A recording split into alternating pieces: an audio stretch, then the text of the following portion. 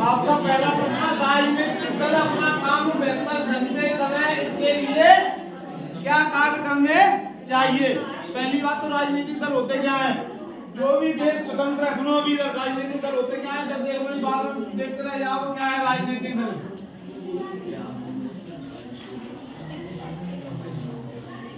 पहली बात, राजनीतिक दल होते कहाँ पे हैं, राजनीतिक दल उन देशों में होते हैं जो देश स्वतंत्र है और जहाँ पे लोकतांत्रिक सरकार है, जो देश स्वतंत्र है और लोकतांत्रिक सरकार है वहाँ पे राजनीतिक दल होते हैं।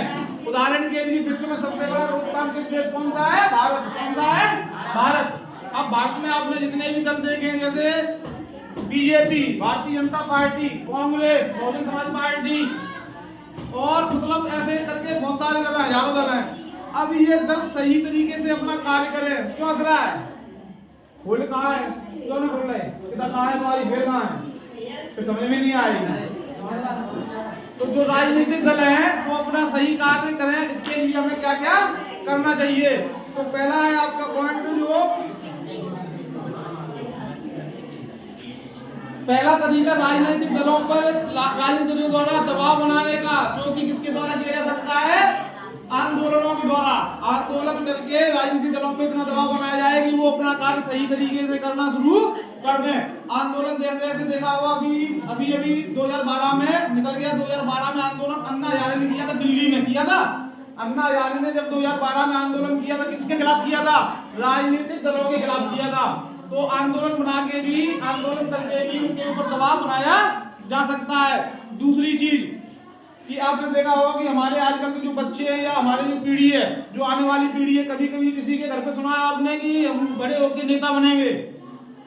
कोई ऐसा है, बड़े होकर कोई डॉक्टर बनना चाहता है, कोई इंजीनियर, कोई नौकरी, सब नौकरी करना चाहते हैं।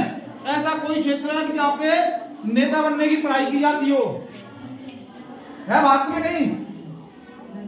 12वीं से पहले ऐसा कोई क्षेत्र बता दो आप जहाँ पे ये बताया जाए कि आपको देश चलाने के लिए नेता बनना और आपकी पढ़ाई करवा दी जाए, तो नहीं होती ना।